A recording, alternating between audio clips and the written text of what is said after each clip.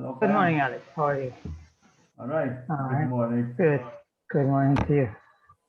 Different angle today. Uh, Yeah, different angle. Yes. you are in the house, Maushek. Yes. I'm in Lua's room. Yeah, We have guests downstairs, so I came here to be in a quiet place. yeah. Good, good. So, how is it going about related to the Baha'i?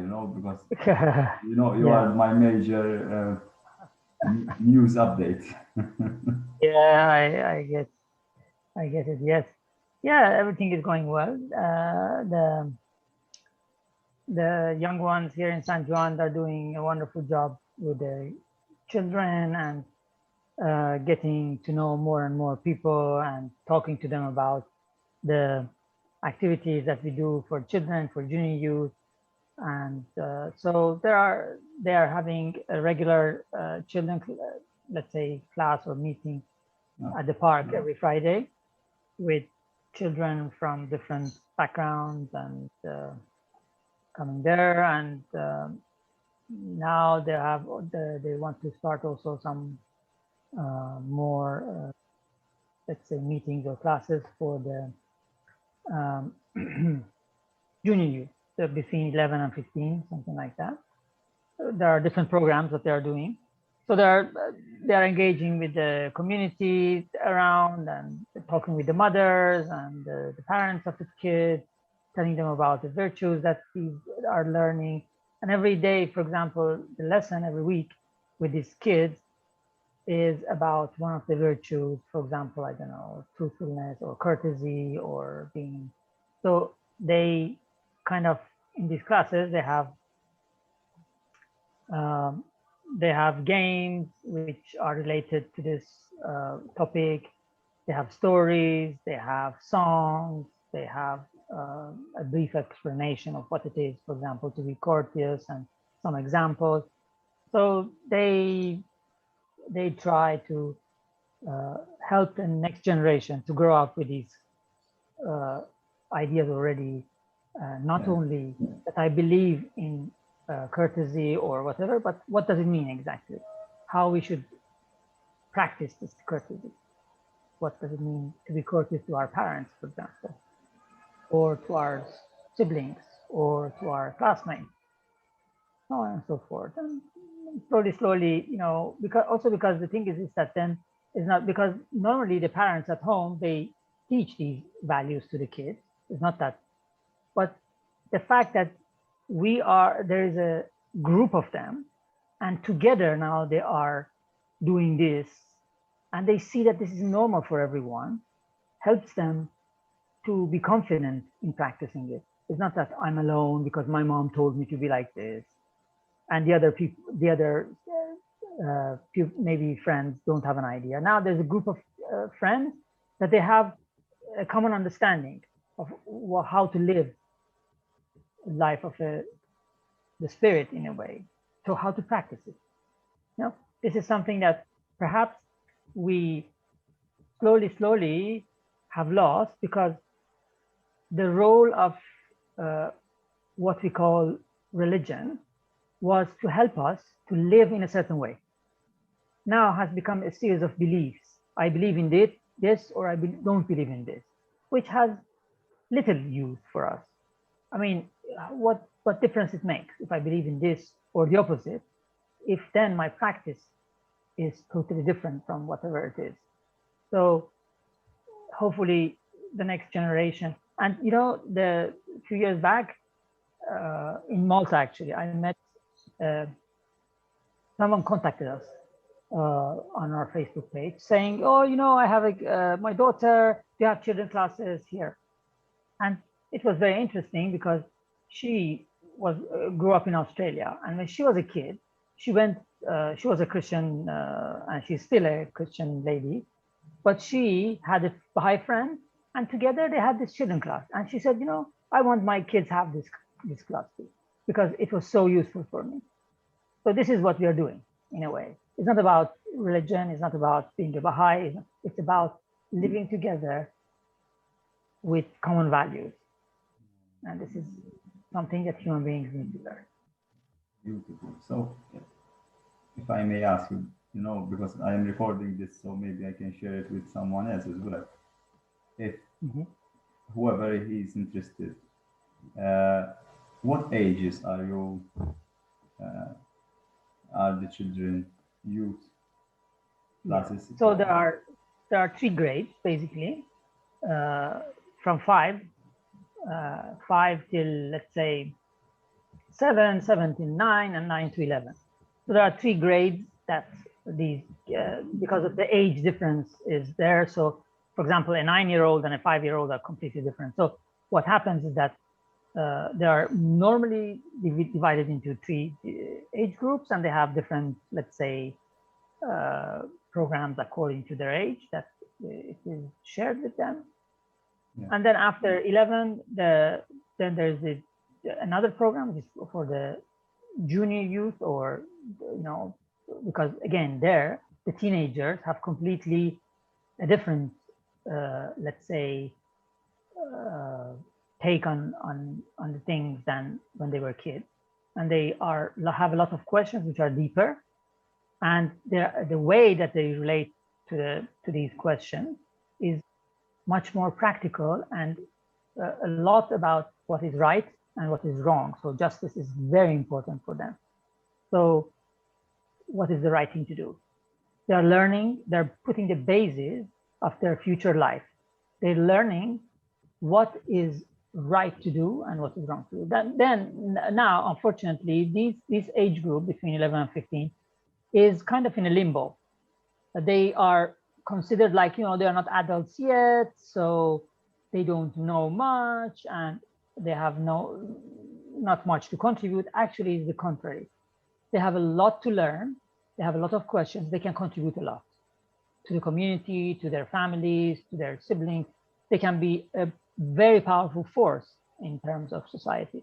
So empowering, this program is called Junior Youth Empowerment, Spiritual Empowerment Program. What does it mean? That is that we are empowering these junior youth, between teenagers between 11 and 15, to live the life of the spirit according to their capacity and the way that they see things in that age. And these programs obviously are prepared by people who are specialists in their educational systems, and they are in a way developed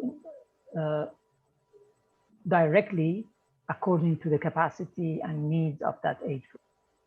Yeah. So if someone is interested in taking part into this class, what should they do?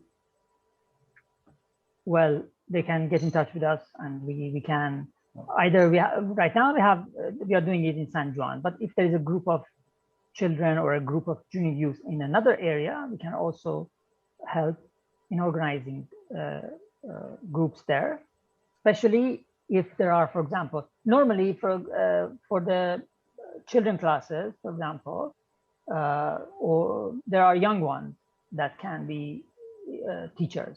We can train the teachers at the beginning. Obviously, unless they're trained, we will accompany them, we will help them, we'll be there with them, and the children class can be organized, or junior youth can be organized in the locality in which they are, because normally traveling a lot, it makes it difficult. For example, telling, okay, you live in the other side of the island, saying, okay, come to San Juan, it's just community. It's better, for example, if you have a group there, if it's possible, of your daughter and her friends, for example, if there are, or whatever it is in that area, so that we can do it local. But if they want to join us in San Juan, they're welcome to join us also.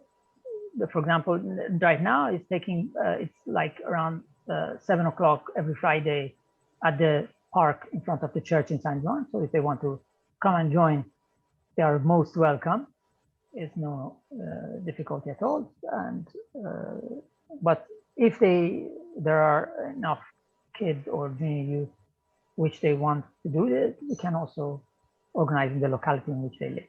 Yeah, and if there is a person who would like to help into being like a teacher, but if these are not Baha'is, can they be?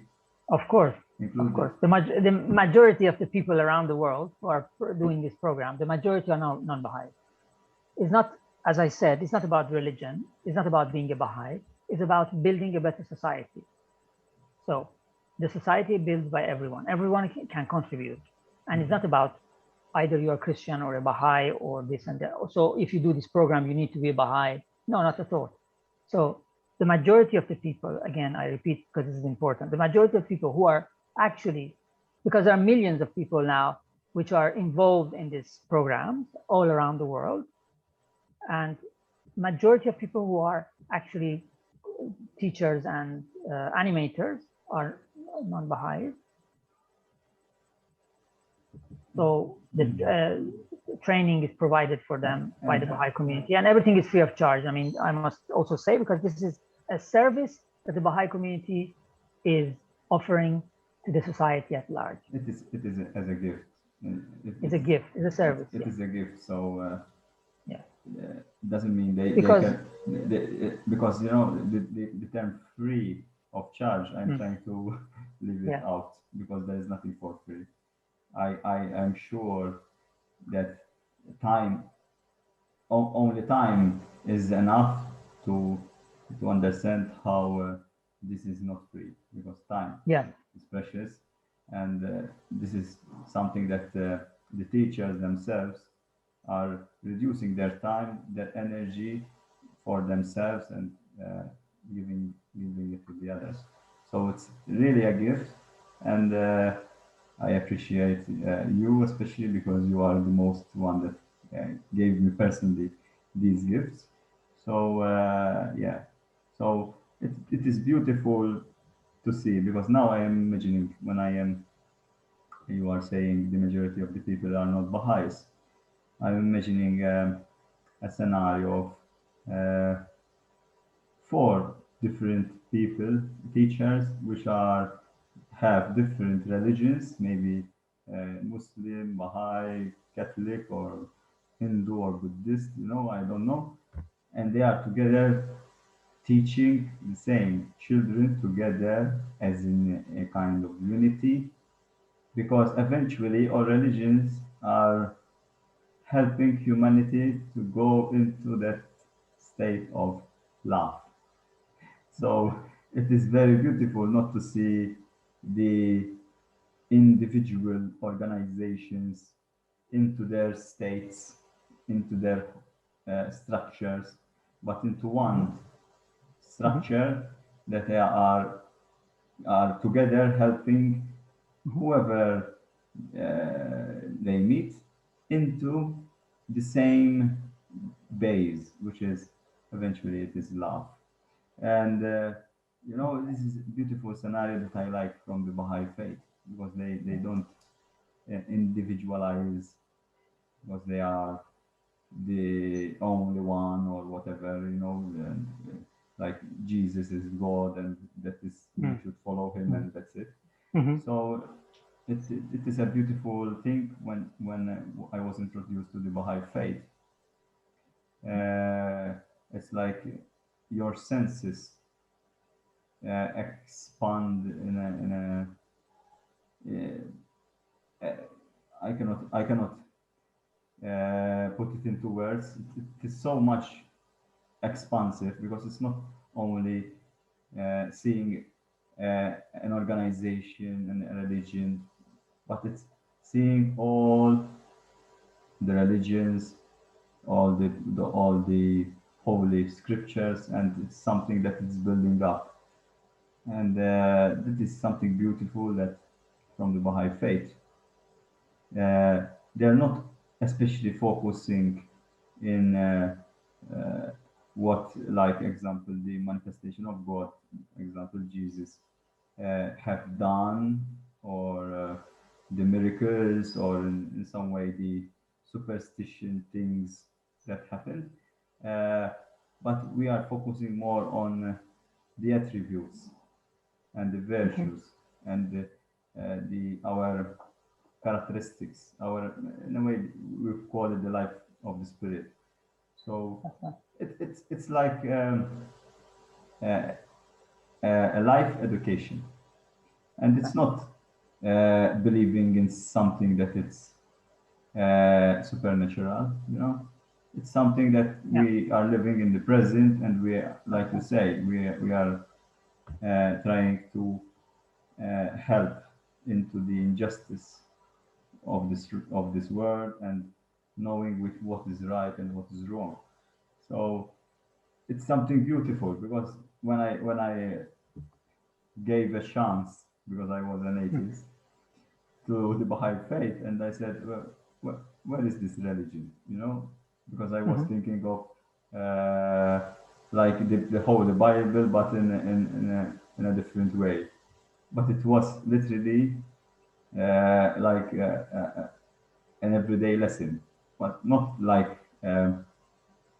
in reality. And we discussed the daily problems that we encounter. So it's something that it was, and it is very beautiful. So I really encourage many people who are listening to this to experience the Baha'i faith.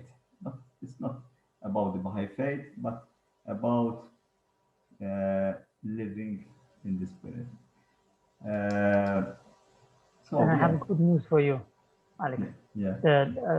The children class that we're having in San Juan is a collaboration between the some girls from the Baha'i community, a Christian teacher, and a Buddhist person. So they're all contributing to this class, and the kids are from, they're Maltese, they're from other nationalities that are participating. So this is the reality of the world today, that only through collaboration and cooperation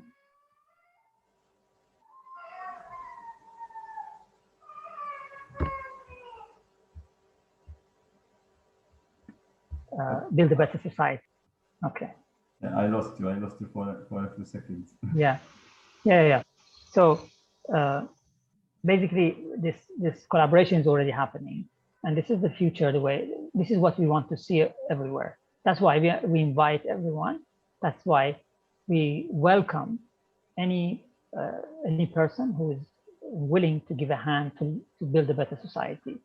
So we have asked this friend of ours who's a Buddhist, this other young lady who's a Christian, and we have the young ones from our community that are taking part in this. There are mothers that are from different nationalities that are helping to bring the children and building a community around all this. So it's an amazing effort that is happening already. And we would like to see more and more people involved in terms of service also. It's a beautiful collaboration. To make it more deeper into this, when we say we are educating our children to know what is right and what is wrong.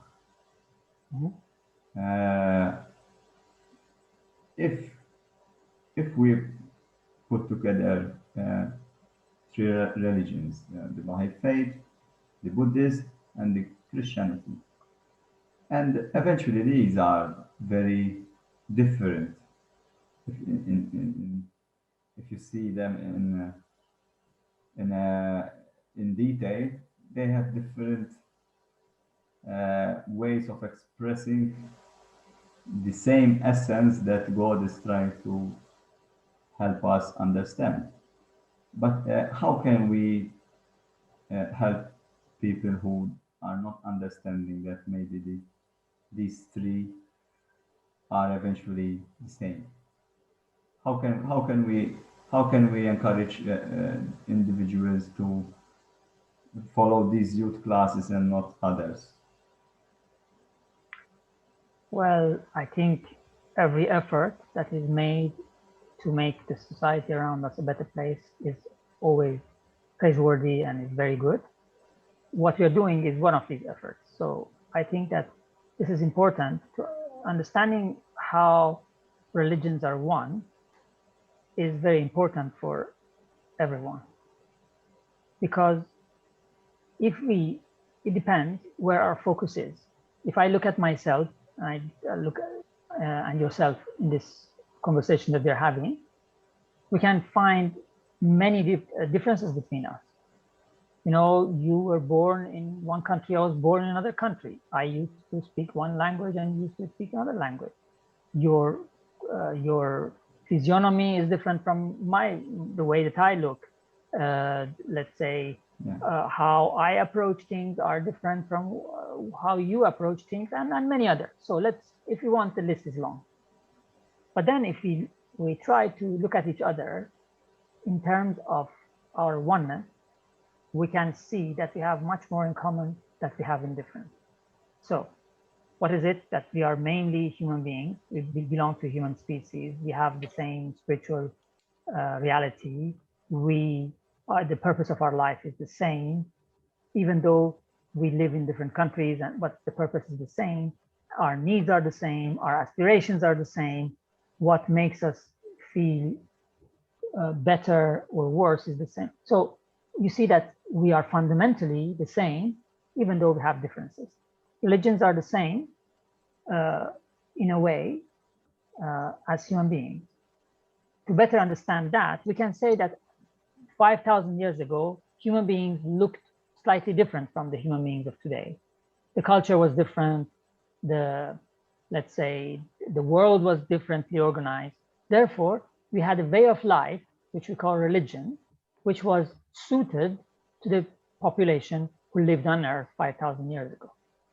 Already 2,000 years ago, the population was different. So the way of life was different, even though it was the same human species that was living on the Earth, which is living today on the Earth, and which will live tomorrow in 1,000, 2,000 years from now. The species is the same. So we have more in common with our ancestors than the differences, even though there are differences.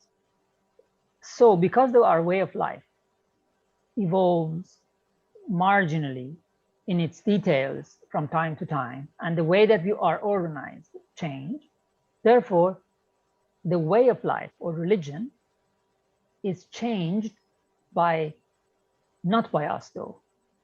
It needs to be changed by the source of this way of life, which is the creator.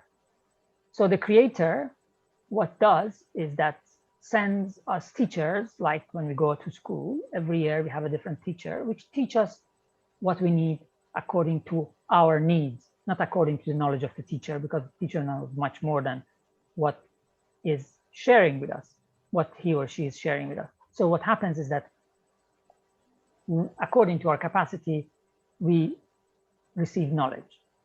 So now we can say that we are totally different, that Buddhism with Christianity and the Baha'i faith or Islam or Judaism, they are totally different, there are some differences because we live in different historical moments, obviously, and humanity is changing.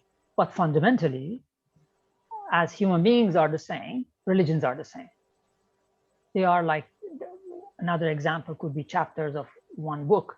So we need to read one chapter in order to be able to understand the second one. We can't read the last chapter of a book and say, okay, that's it, or the middle one, or only the one at the beginning. So as we evolve, as we grow as humanity, we need more information, and more information is given us by the creator. But fundamentally, the religions are the same because they are cause of well-being of humanity. Whenever the religions were followed in their pure form, and they were not distorted by the human intervention, they were conducive to what? To well-being of humanity, to the peace and tranquility of people. And whenever then they became instruments of power and greed and whatnot, then they were distorted, and then they didn't serve their original purpose. That's why then God has sent more information, also because we have evolved now, we needed more. So they're all the same in a way. So there are differences between. Wow, beautiful, beautiful. And you make me remember because when I support people about health, especially in digestive problems, today there are a multitude of issues and some are like lactose intolerant, some are gluten intolerant or allergic, and there are a multitude. And eventually, these kind of conditions, they make us in a way different. They make us feel different. Uh, Eventually, we are all the same. And when I dig deeper about these conditions, I understand that these conditions were manifested from certain types of food, let's say, which eventually uh, made this condition appear. The point is this: if I am celiac and I have a gluten intolerance, it doesn't mean that people who are not gluten intolerant, gluten is good for them, because in a way, if gluten is an intolerance, it's an intolerance for everyone. The difference is the level of intolerance that they have. Some people have different levels, and if they reach these higher levels, they become intolerant or allergic. So eventually, if we know that this fruit is bad, why are we eating it?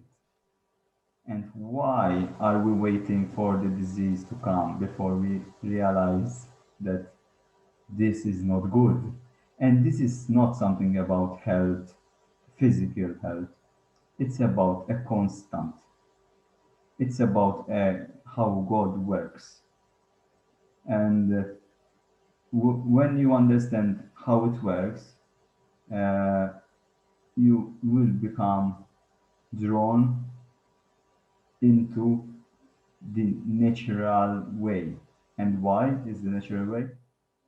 Because it's more near God. The more we go near the human way, the distorted way, the more we become sick. Why? Because whenever we change something from the actual, we maybe manufacture something that is in our eyes better, but eventually, uh, the essence might be not good. Like, we are making a beautiful cake full of sugar, which is nice. There are very much colors, but eventually, when you eat it, it's good. But when it goes down, it's bad. So, whenever we go near God, we feel better in all senses. Example, if you can eat a plant that is processed from the actual plant itself and put it into the bottle and put the preservative. You still are eating the plant, but in a distorted way. When you actually eat the plant in its raw form, in the way that God gave you, it would be more healthier. So this is the same that also when we are teaching spiritual teachings, we we we not invent our ways, but we try to follow our masters. In this case, is Baha'u'llah. So we try to quote from him and help humanity through him. So, and the same is like the others of the manifestations of God, like Jesus and Buddha, etc.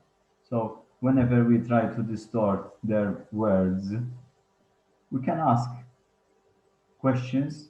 I ask too much sometimes, and we go deeper. We tell our opinions, but eventually, the right and wrong, it is in these holy scriptures. So that is why we should learn these scriptures from because it seems that it's some kind of okay, you can choose this topic or this subject, but it's not essential, you know. It's not like you can live without spiritual teachings. Religion is just one subject. It's not an essential subject. And so, and when I was in school, I was, religion. It's not even considered a basic subject. If you don't pass from the maths or from the English language, and I don't know what's there more physics. I don't know. I don't remember. But there are 5 subjects, and if you don't pass from them, you cannot pass over. But if religion is not part of them, no problem. That's not important.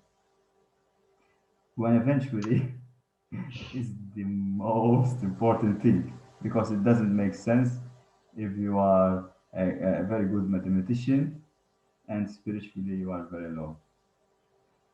So Yeah. I really thank you for that because with your help, I understood that uh, this this spiritual teachings are our most important things, and that we should practice every day.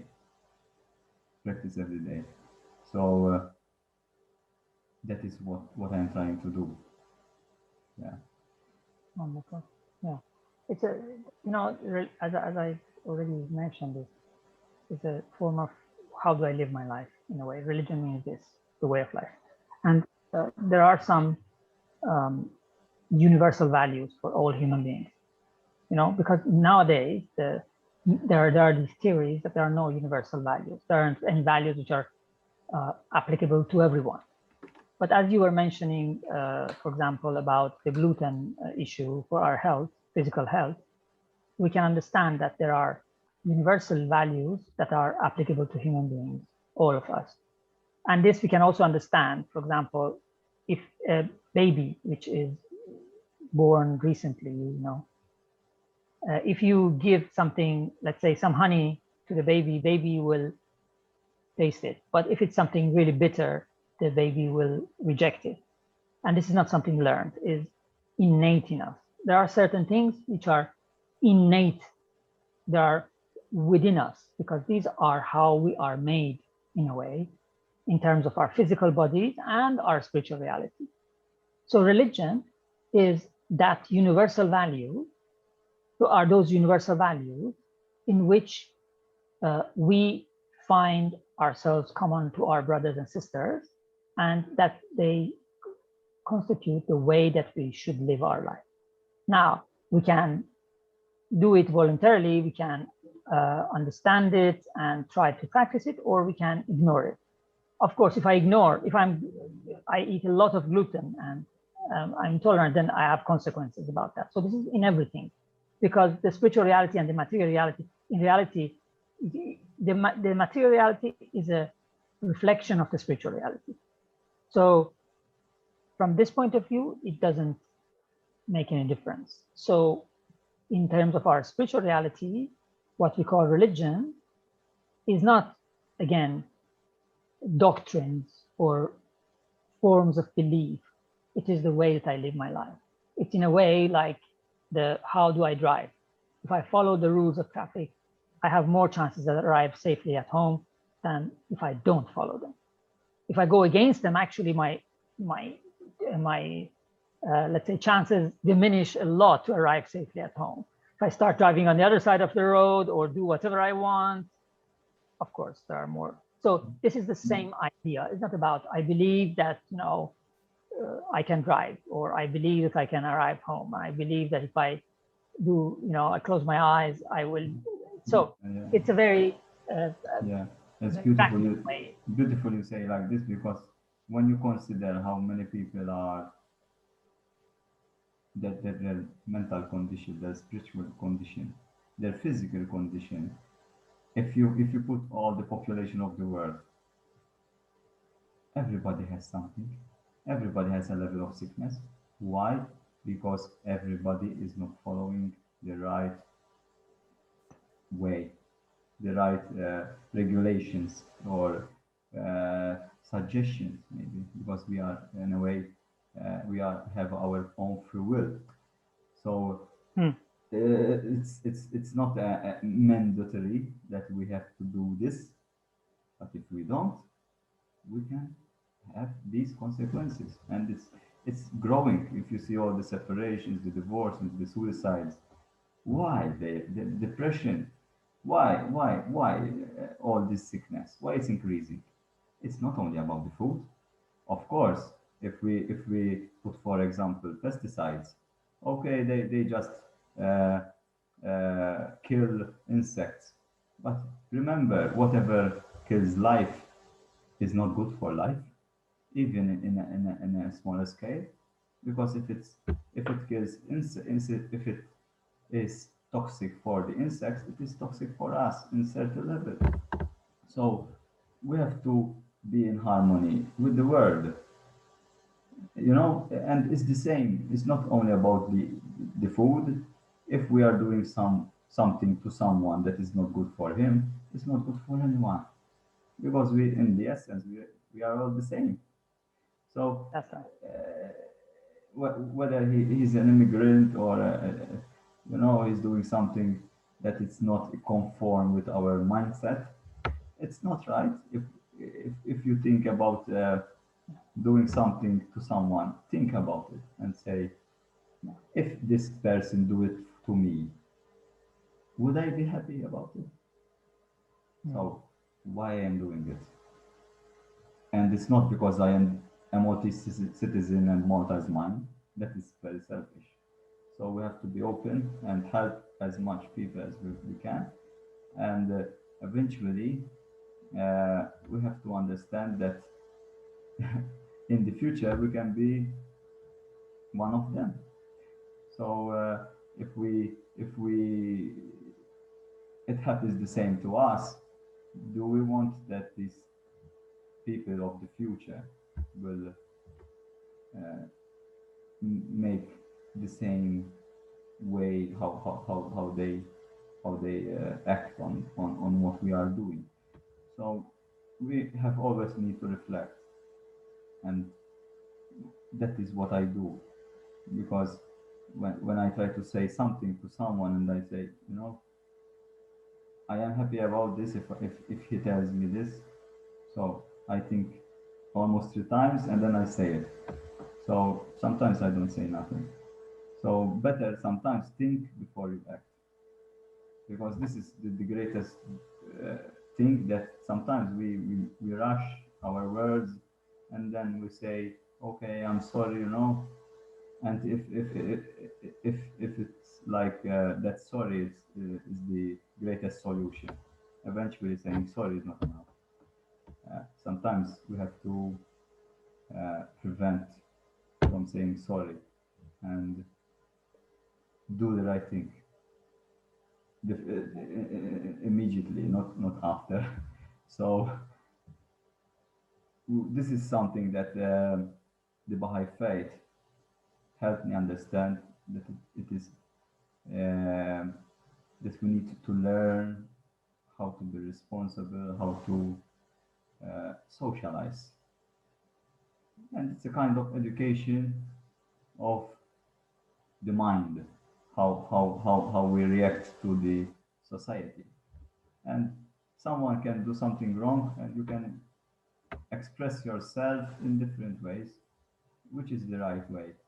And there are many ways, there are levels. You can tell them nothing, you can ask them politely, or you can eventually ask them, maybe you need some help, or you can fight, whatever. So there are levels of kindness. Which one do you want to choose, and which one you are ready to choose now? So it's beautiful, and it's not only about studying the past. I I am. It's important that there are certain things in the Holy Scriptures that are important for us that we should follow. But eventually, we should study the present, which should understand how we can do something now and not spending hours or days or uh, years studying the past.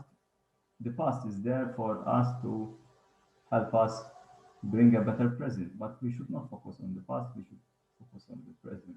And what That's a very important issue that you're addressing now. Now, in our life, we have two, let's say, the purpose of our life is twofold.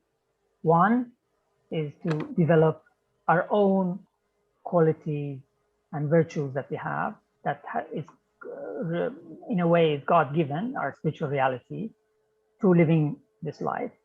And the other one is that these virtues and these qualities that we have need to enrich the life of society and contribute to the advancement of the civilization around us. So we need to be a source of good for ourselves and for the society. This is the two, let's say, parallel purposes that we have in life, and one without the other is incomplete. So I cannot be just good. My goodness or my qualities need to have an outcome for the whole society around me. And if everyone is contributing to the betterment of society, we definitely will have a better society. And if no one is contributing, we will not. If everyone is thinking about oneself only, then it becomes very limited. So what happens is that in our life, we need to address both issues. I develop my qualities, but the qualities are not selfishly, it's my qualities that will contribute to the advancement of civilization. So developing our qualities, it's universal for all of us, and all the religions encourage us to do that in one way or another. The second, let's say, parallel purpose, which is contributing to the advancement of civilization, is regarding the time in which we live, because human beings, as we said before, 5,000 years ago, they were contributing to the advancement of their civilization at that time, which has happened 2,000 years ago the same, 1,000 years ago the same. And today, me and you that are living here, we are, in a way, standing on the shoulder of those people, and there will be other people who will be standing on our shoulders. So this humanity is not disconnected. It's not that every generation comes here, lives 70, 80, 90 years, and then finished. It's all linked. We're all linked together. We're all one. The whole human race in its evolution, it's linked. So what we contribute to the society today, only we can do it. No one else from the past or future can do what we are able to do now, in the present and now. That is why, as you very well put it, we need to be concerned with the difficulties and troubles of our time, not in the future, not of the past, because those of the past were responsibilities of our forefathers, and the ones of the future will be of the generations that will come. We have the responsibility right now, and this is, if you see, this is very evident today in terms of climate change, for example, the problems that we have, the resources of the earth, all the difficulties that we have, because we are not taking responsibility for the betterment of society as we should, because we are either living in the past or we are waiting for the future to come. And this, as you mentioned, is not what is asked of us or what we have been created for. We have been created to contribute to an ever advancing civilization. Yeah. So if I understand correctly, it is how to say, not useful to take too much time to argue what if my religion is your religion are compatible. Because eventually, if we are arguing that Jesus is not God, okay, what is the point? What are we doing here? Is it the point that we, okay, now God, Jesus is God, so what? What are we going to do now? The point is not that we have are right in this way. Now we share a common thing that Jesus is God. No, that is something that in a way is not important whether Jesus is God or not. The most important thing is what are we going to do about it? Because Okay. we sometimes think that, especially when I think about prayer, we pray for something to happen. When eventually something has to come from us, not we have to wait for something to happen. We have to act on it.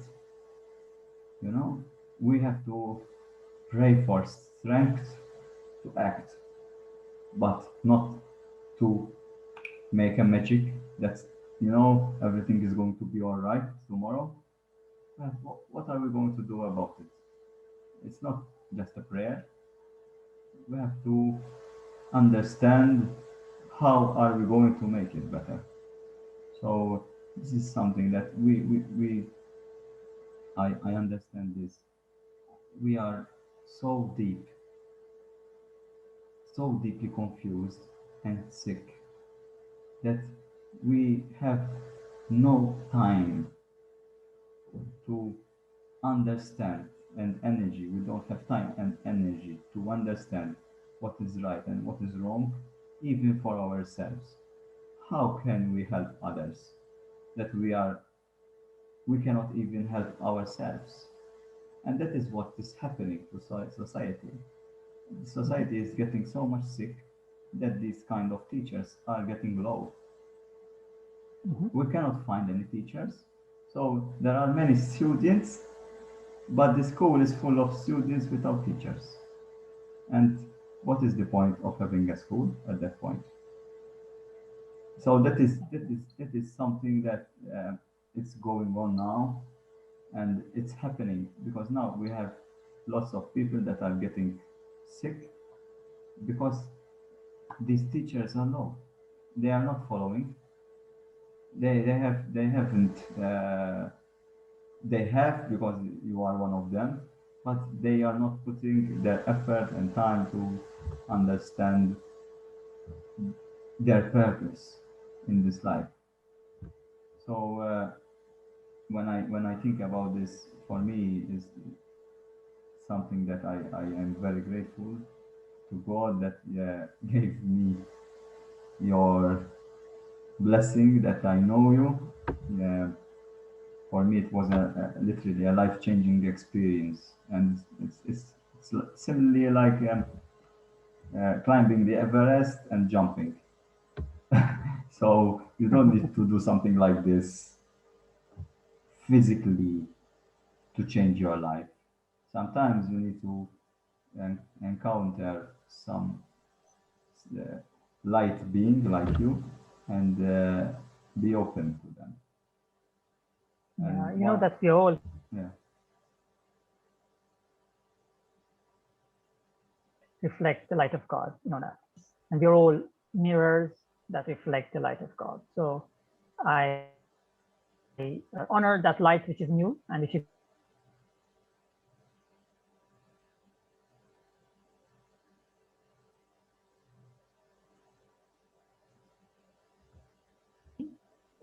which the mirror of the heart is trying to say that religion should not be called differences, because if it becomes a cause of difference, what happens is that you're talking about ideology, not about the way of life. So we are all reflecting this light, and we need to honor in everyone the light that is. So if you see any light in me, it's the reflection of the divine, which is the same reflection which is within you. So we are all aware of this, and everyone reflects that light. and we are all the same in this. And this is the beauty of belonging to the human race and having the honor of being able to reflect those qualities that are divine. And that is actually what we call the human spirit, which we all share, and we're all one in this. And this is beautiful, and it makes us all brothers and sisters, regardless of our cultural differences or any other difference that we can have. And this is why we need now, in this age, which is really a very crucial age in the life of humanity, to establish this idea that we are all one once for all. We need to arrive to the point that not only to know, because the knowledge maybe more or less is there, but we need to understand, as you said, Alex, how to live as one.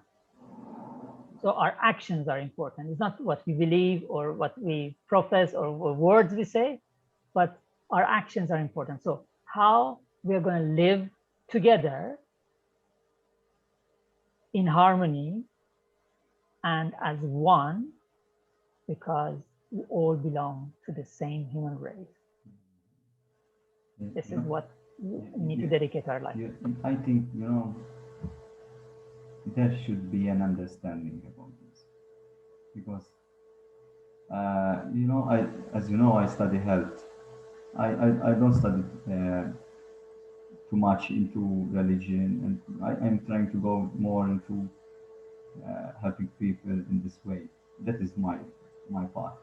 But eventually, it's everything is connected. So it makes sense. So what I example studied, that the human body can stay almost 2 weeks without eating, and something like 3 days without drinking, and something like 3 minutes, 5 minutes without air. I don't know, depends how the person. And when you understand that, sometimes the people don't realize this, because I need to eat every day. I need to eat every day. If I don't eat, I will die. So what happens is that the people don't understand that they will not die. Eventually, sometimes they will feel better because you give a break to your system. So this is something that it's mirroring the spiritual virtues. Why? Because it's like, I have some bread and I would like to eat it. I am hungry, and someone comes and tell me, can you give me a piece of that? No, I'm very hungry, so please go away. I don't want to share it. But when you understand that, you can live with a half of this bread, why you should not share it? And then it comes someone else, and then you say, give me a piece, and there's now a quarter. And when you understand that you could also share also your last piece of bread, and you will still live. And sometimes it's good, because if you eat every day, you cannot eliminate all the toxins. That's why sometimes all the religions have this period of fasting. Eventually, when we understand that sharing is important, and knowledge that we are not going to die if we share that, something that we think that is valuable for us, that is something that I think it's selfishness is consuming the world. I want everything for myself so I can be happy, and without this piece of bread I cannot be happy. I cannot. So I will not share it. And for me, this piece of bread, most of the thing is time. And I have a daughter she's growing up very fast, and every day, it's like every day that I miss from her, it's like I lost a day. So, but eventually, I cannot dedicate all my life only to my family because it's a bit limited. And you have to think if everybody cares for his family and that's it, what about those people who have no family? Who will take care of them? So we have to go up over that circle, which is the family, and we have to help others and trying to put focus on a greater circle because the family circle or some people own only themselves it's very little, it's limited. So uh, the more you try to expand, the more, yes, you are going to use time for others and not for yourself and your family or your precious things. And eventually, you have to feel good that you gave that bread. You should not feel, now I feel hungry. Why I gave that bread? You should say, oh, it was a beautiful thing. So this is something that I am studying. That's also therapy. That is not just good food, good nutrition, pure water. The food comes also from the mind and from the spirit. So helping others, and being altruistic gives a sense of satisfaction that eventually make us feel better invisibly. So being part of these institutions it's something that it's, it's it's one of my dreams that I can be part uh, of helping humanity in teaching spiritual virtues. Uh, Everybody has his own way, So some people go into a church and they preach, and some people maybe they are just discussing about health issues, and then it comes there. And it's not you need to go to a church to speak about spiritual virtues.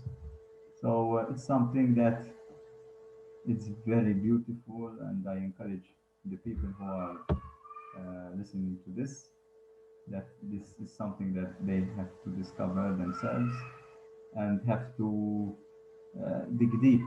You know, I myself had some difficulties because certain people, when you discuss about spirituality, they say, "Oh, spirituality."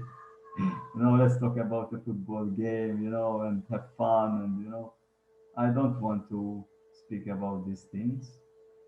So this is something that I noticed that many people, when you go deeper in this subject, they just cut. They don't want to go there. Why? At the same reason, because the people are so sick. They want uh, how to say, uh, help the mind flow away. This have that kind of distraction from the sickness of the world.